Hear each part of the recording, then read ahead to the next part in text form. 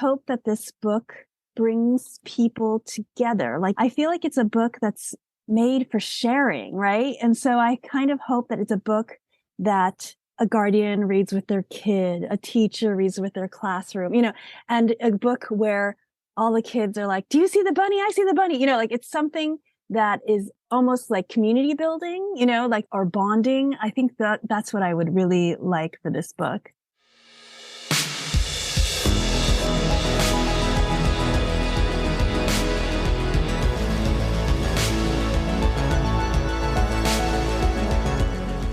Hey everyone, I'm Bianca Schultz from the Children's Book Review, and this is the Growing Readers Podcast.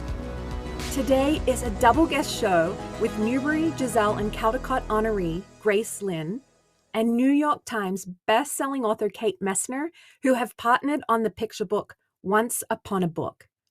This incredibly stunning picture book celebrates the joys of reading, the importance of imagination, and the transportive power of books.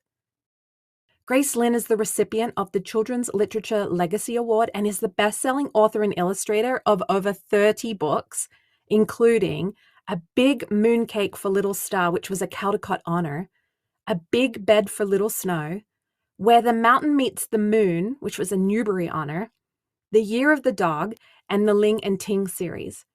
Grace is a Rhode Island School of Design graduate and lives in Massachusetts. She invites you to visit her online at gracelin.com. Kate Messner is a New York Times best-selling author of more than 50 books for young readers. Kate's award-winning titles include picture books like Over and Under the Snow and The Brilliant Deep, novels like Breakout and Chirp, engaging nonfiction like The Next President and the History Smashers series, The Ranger in Time Adventures, and the Fergus and Zeke Easy Readers.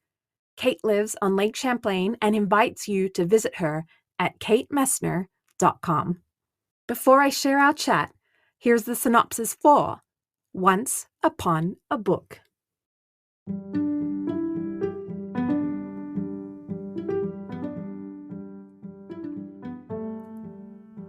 From Caldecott and Newbery honoree Grace Lin and best-selling author Kate Messner comes a modern folktale about the joy of reading. Once upon a time, there was a girl. She went to a place alive with colors, where even the morning dew was warm. Alice loves to imagine herself in the magical pages of her favorite book. So, when it flaps its pages and invites her in, she is swept away to a world of wonder and adventure, riding camels in the desert, swimming under the sea with colorful fish, floating in outer space, and more. But when her imaginative journey comes to an end, she yearns for the place she loves best of all. Paired with vibrant illustrations, this lyrical, expressive story invites the reader to savor each page and indulge in the power of imagination.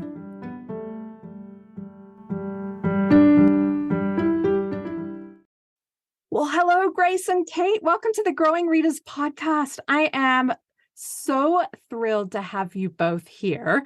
I was hoping that since it's your first time for both of you on the podcast, I would love to get to know you both a little bit in the sense of what motivates you and what guides you and drives you to create books for kids. And why don't we go with you first, Grace?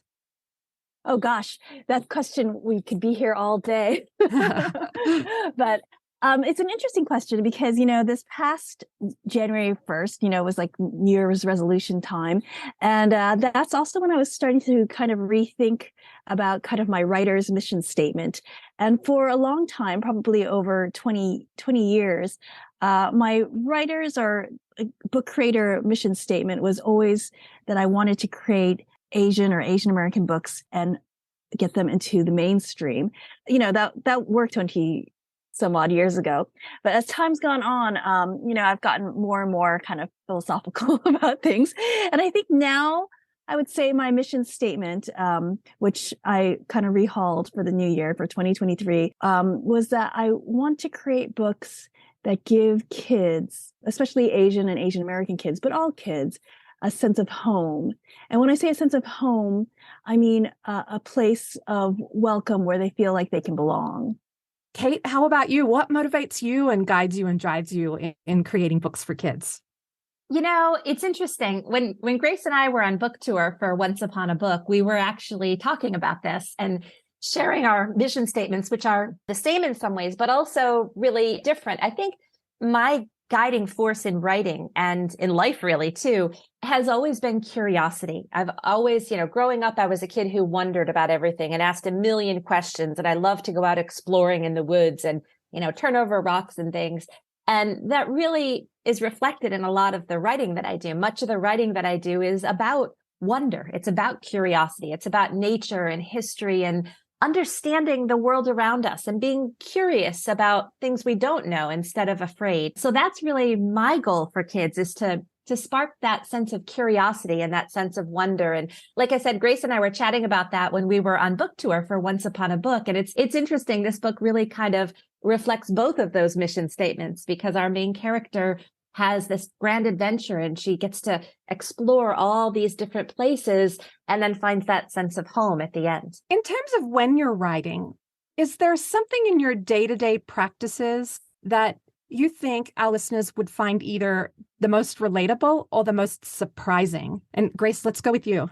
Today, actually, during a school visit, someone was asking me like, oh, what are your habits for writing? How do you get in the mood? And I had to say, well, the truth is, I don't really think there's anything I do that gets me into the mood. It's just like, sometimes I just have to sit down and do it. It's like do or do not kind of thing when it comes to writing. I wish there was something that kind of got me in the mood. Like if I played a certain song or if I wore a certain hat, all of a sudden, like now I feel like writing. But no, it's just sometimes I just have to sit down and kind of force myself to do the work. What about you, Kate? The same a lot of ways. I think it's funny. I when kids say, what inspires you to write? I have two answers for that, really. One of them is, the lofty creative answer, which is to say, I love telling stories, and it's magical to be able to sit down and spin whole worlds out of words.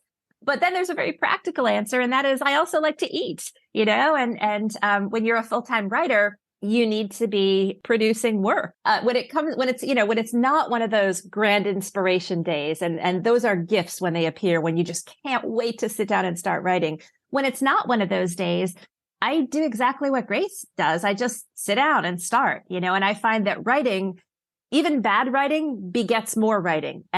And bad writing, if you just can get yourself to sit down and write something, often leads to better writing once you're settled in. I feel the same way, strangely, about writing and exercise a lot of the time, which is to say it's starting can be very difficult. I have to really force myself to start. But once I'm sitting there writing, or once I'm, running or lifting weights, I'm very happy to be doing it. And I'm happy to continue for a long time. It's just the starting that gets me. And so that's what I know about myself as a writer.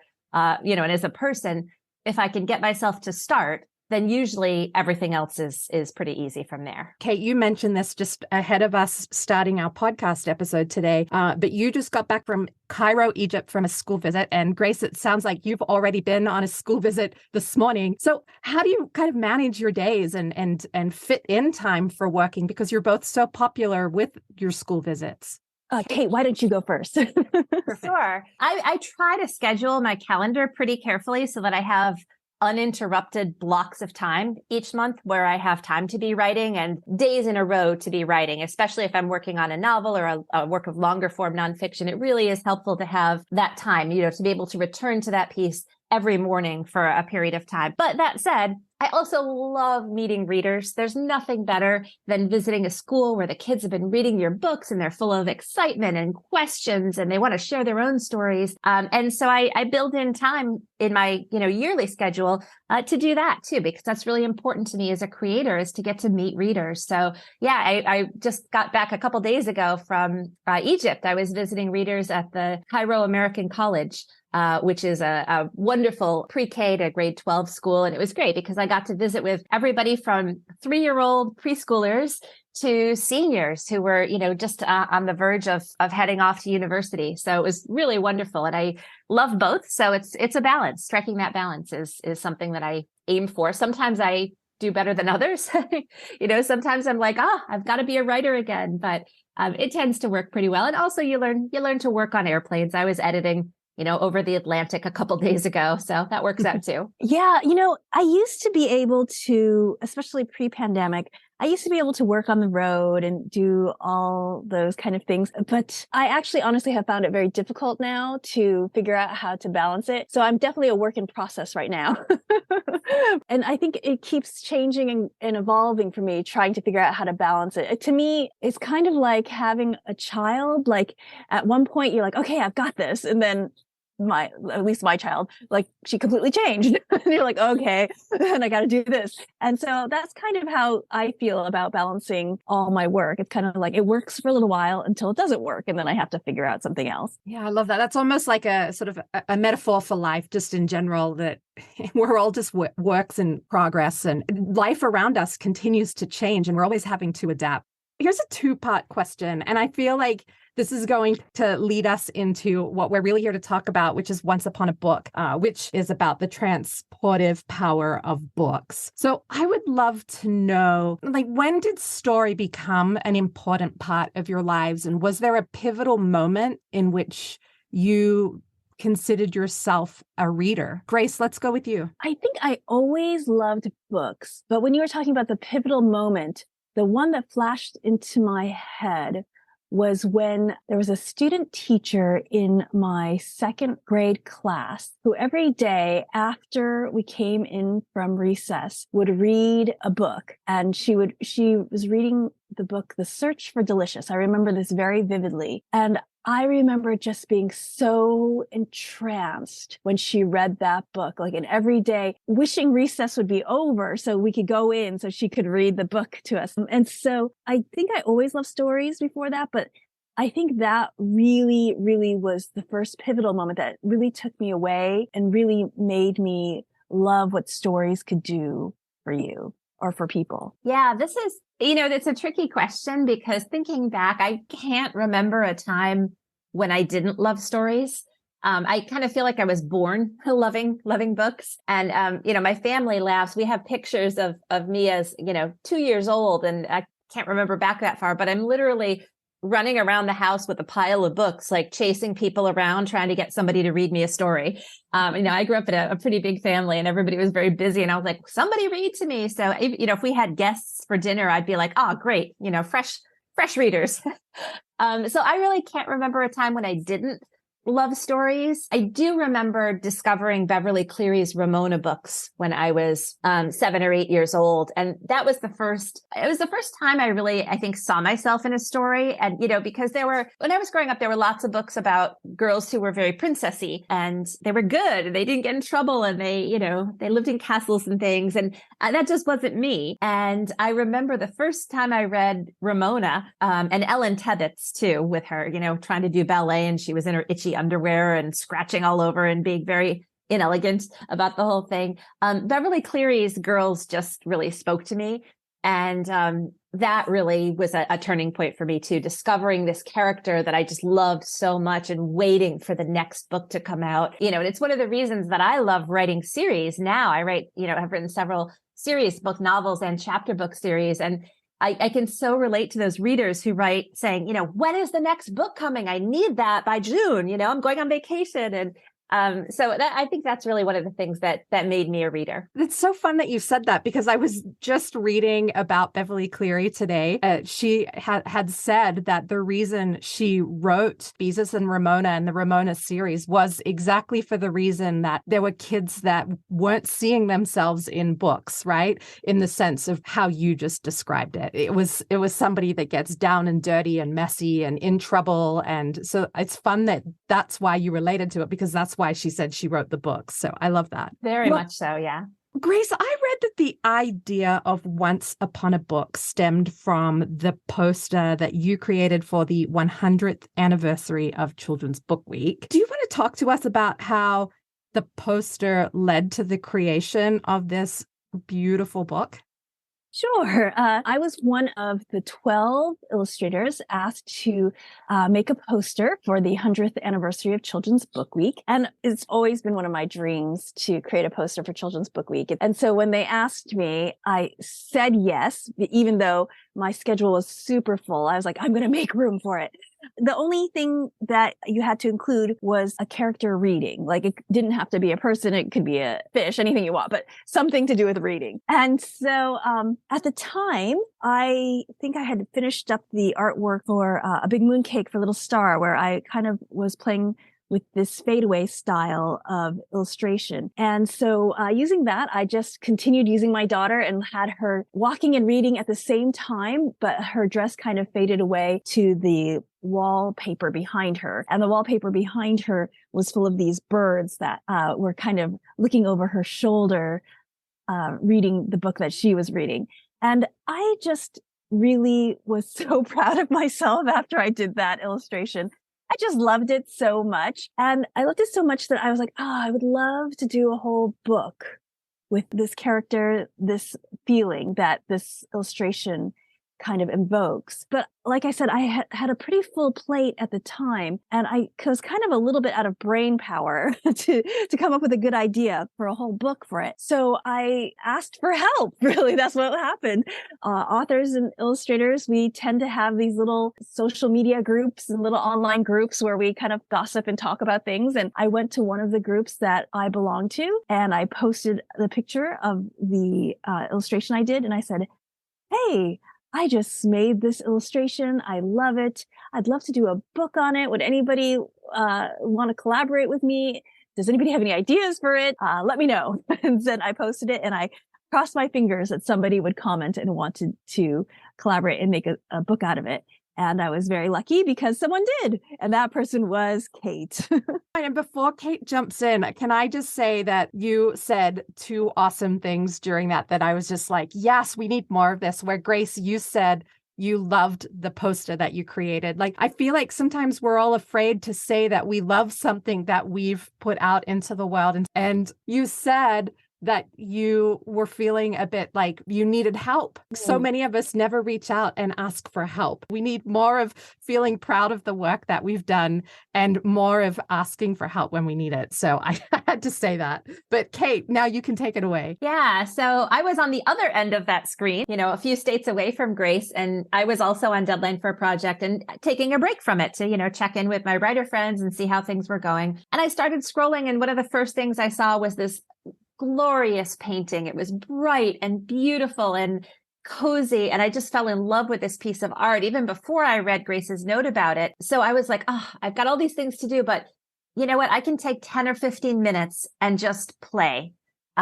Because here's this beautiful world that Grace has created and basically posted an invitation to play in that world, right? It was an invitation to her sandbox. And so I said, I can take a few minutes to do this. And, I can set a timer on my phone. I'll get back to my project. So I sat down and just scribbled a few lines, maybe an opening for a picture book, and posted it and a comment and just said, this is gorgeous. Here are a few lines. And then Grace came back and said, and then keep going. What happens next? So over the next few weeks, I played around with a draft until I had a rough draft of a story that I was pretty happy with, and just sent it to Grace and said, hey, see if this sparks anything. This was really fun. And what a joy to be able to write in response to this piece of art that you created. Grace read that and said, I love this. I'd like to add some more layers and play around with it. Is it okay if I do that? I said, yeah, let's just keep kicking it back and forth. And so that was what we did. So we collaborated from there, and over the course of the next few months, worked it into a story that we both loved. And the other piece of this that I should say is every author has sort of this list of dream illustrators that they'd love to work with someday. When you're just an author and you're not an author illustrator, you always have in the back of your mind, wouldn't it be cool to do a book with this person? And Grace has always been one of those people. I've loved her art. And so I was, when I saw this opportunity, I was like, this might be, maybe I could do a book with Grace and have her illustrations in it. So that, to get to work with Grace on the story and then see the amazing art that came out of that collaboration was just really a gift. That's incredible. So what did the collaborative process look like in terms of getting the words done and getting the artwork done? Like, how did that work, Grace? Well, first, Kate wrote the draft, and then we talk about this at our school visits that we did to launch the book. And I remember she had like a scene with otters in the river, and I was like, oh, I'd like to do something more colorful. How about we do the coral reef? So a lot of things were kind of like things that I wanted to paint. That we changed things like that just because I wanted to paint coral reefs over otters and things like that. Not that I don't like otters. Otters are very cute, but I just thought I'd like to paint coral reefs more. And then slowly we moved from there. I mean, the truth is, for me, when I write and illustrate picture books, usually I'm cutting sentences more and more as more of the pictures develop, mainly because I feel like we don't need those words because the pictures are telling it. So that's kind of my process of creating a picture book. Is usually the more the pictures develop, the more I cut words. And have to admit, I was a little nervous with Kate because I was like, oh, I hope she doesn't get mad that I'm like, let's cross all this out and cross this out. But Kate was wonderful and she didn't mind at all. So at least she didn't seem like she minded at all. No, I definitely didn't mind. And that's, having worked with a lot of other illustrators too, that's a part of the process in general, right? When you get the art back, you see there are words that you don't need anymore because the illustration has done that job and you don't want that job done twice. Picture books are so spare with language, and that's part of the poetry and the beauty of them. So I was happy to have that back and forth.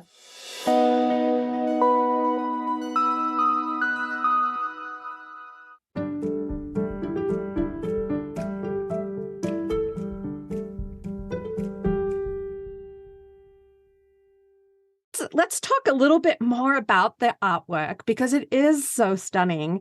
And there's a word that I always sabotage. So Grace, you're going to have to correct me, but the illustrations for this book were created in, is it gouache? Yes, gouache. Yes, I got it right. Gouache on Arches hot press watercolor paper. So how do you decide even what paper you want to use? Is this a paper you use all of the time? Just tell me a little bit about creating the art. Sure. So I still tend to work traditionally. So all the art is traditionally painted, like I drew it by hand and then I painted it by hand. The medium I use is gouache, which is a thick watercolor, which is kind of like watercolor, but it's opaque. And Arches is a smooth watercolor paper that I've just been using for years and years because honestly, I started using it because it was inexpensive compared to other watercolor papers. And then I just kept going. Though every once in a while, I'm always like, maybe I should try a more expensive watercolor paper now that I can afford something more. But, you kind of stick with what you know sometimes. I love it. Well, I would also really just love to dive into the dress that Alice wears in the book, because you already mentioned that from the poster, her dress kind of disappeared into the wallpaper. And so in every page, when Alice goes on a journey into a new adventure, her dress changes. It's almost like a chameleon. So obviously it stemmed from the poster, but what does her dress symbolize to both of you, actually? So Grace, why don't you start? And then Kate, I'd love to hear your thoughts on how her dress changes with the atmosphere behind her. So for me in this book, I felt like her dress kind of melting into the background it was kind of like a visual metaphor of how you get lost in a book, right? And so not even just lost in a book, but when you read a book and you're so deeply in it, you feel like you become a part of it, right? And so that was kind of my thought about her dress. Like, she keeps going to all these different places. She becomes a part of the book and the story in it. But just like a reader, you're in it. You feel like you're in it, but you're not really in it, right? So that's why when she's out of the book, her dress is words, and then when she's in the book, she kind of like melts into the landscape. So that was my reasoning and thought behind the disappearing dress. Yeah. I mean, when you're the author and you're not involved in creating the illustrations, there's a moment in that bookmaking process where you actually get to see the art for the first time.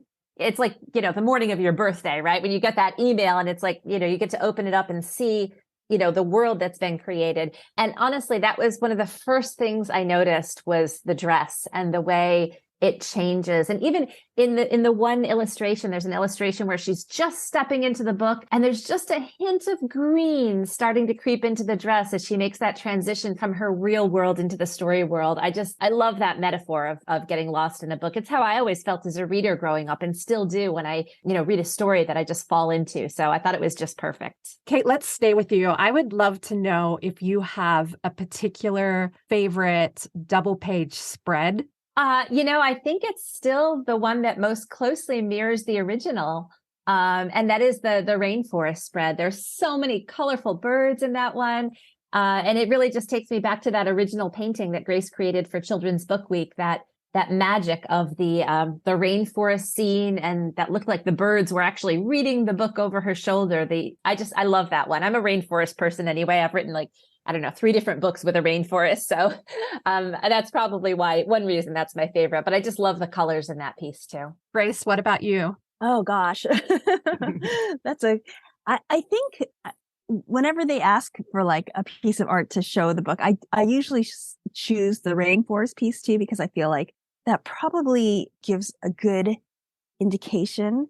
But I have to say that I do like the one where she's actually stepping into the book. I remember feeling very proud of that one because it's really, really subtle. And I think maybe I made it too subtle. But when I was painting it, if you look very closely, when she's the place where she's touching as she walks into the book, it's a little bit more yellow and it's more realistically painted. Like the black outline gets thinner and thinner as it gets to her. And then it like completely disappears. And then the next page, there's no black line at all. So it's just this transition that I was really, really proud of from a technical standpoint. So I think maybe there's certain things that I'm proud of, maybe not because of the actual how it turned out, but just because I was like, oh, good, I really pulled that off. Like, I do know there's a couple pages where she's holding the book, like the close up of the book, and I wanted her turning the page, and I was like, oh, am I going to be able to paint this realistically enough so it looks like she's turning the page? And I'm like, okay, I think I pulled it off. So those are things that I feel really proud of. Yeah. So for me, when I opened the page that says for the first time about stepping into the story, into the book, and so she did are the only words on the page, and it's like stepping into the book in the rainforest, and that just took my breath away. And then my other favorite, and I don't know which spread I love the most, but it's Alice almost in a star shape herself floating through the sky with just a touch of the moon in the corner, and the words, "The soundless stars twinkled and winked as she floated in the moon's glowing light." And for me as a book lover, that just felt like joy and magic and stardust. And I also was wondering if that page is a little bit of an Easter egg in the sense that it pays homage to some of your other books. Oh, yes, definitely. It's definitely a homage to A Big Mooncake for Little Star, because it also features my daughter. Big Mooncake for Little Star is my daughter, and this book is also my daughter in terms of she modeled and posed for it, and I definitely used her likeness, and I used her kind of spirit for both. It was kind of nice for me to do that because it's like, oh, now Little Star is Big Star. So definitely a kind of an allusion to that. I love it. And thanks for pronouncing homage correctly. Oh, no. My kids I think laugh both ways at me. are correct. Yeah, Both my ways are kids correct. laugh at me all the time on the way I pronounce things. I don't know if it's because I'm Australian or because just teaching myself to read words as a kid, but thank you. I'm pretty sure both ways. It's like that word niche, right? It could be niche or niche, right? So I think it's the same thing, homage or homage, but it's just like whatever you're used to. Like, it's hard for me to say what I'm not used to. So that's why. I like the sound of homage, so I'm going to stay with that now moving forward.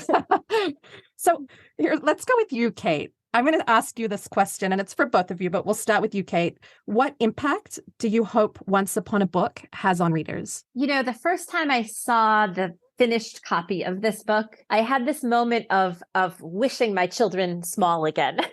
And they're all grown up now. My daughter's 21 and my son is 26, but this is just such a perfect book for families to curl up and read together that I had that pang of, I just want to shrink them down to their, when they were 3 or 4 or 5 years old, and read that story again together. And that's really my hope for that, is that families who are readers and who love books are going to find themselves in this story and find joy in this story and share it together. And I also love, I think this is one of those books that grows with you as a reader. And because there's a very simple story there about, how a girl got to go all these places and then she went home for dinner.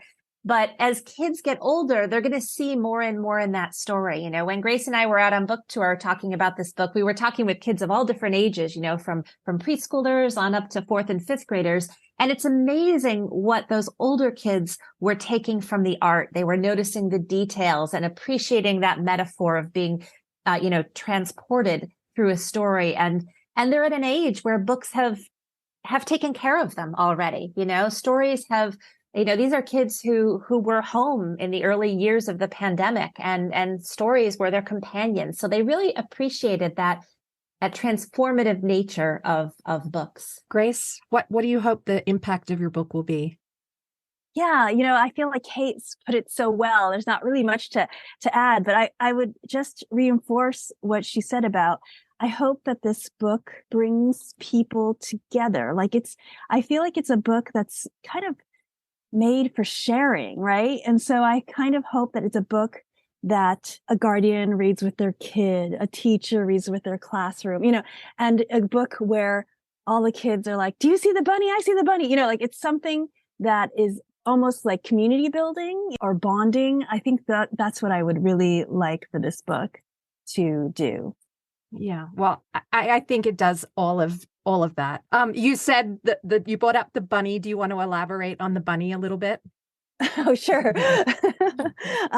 I get asked about the bunny quite often, and there's 2 reasons why there is a white rabbit hidden in every spread of the page. It's an allusion to 2 very important white rabbits in Eastern and Western literature. So in Western literature, there's a very famous Alice who follows a white rabbit, and everybody can usually guess that it's Alice in Wonderland. And the words for Alice's dress when she's outside the book are actually cut from pages of Alice in Wonderland. So that's one reason why there's a white rabbit in this book.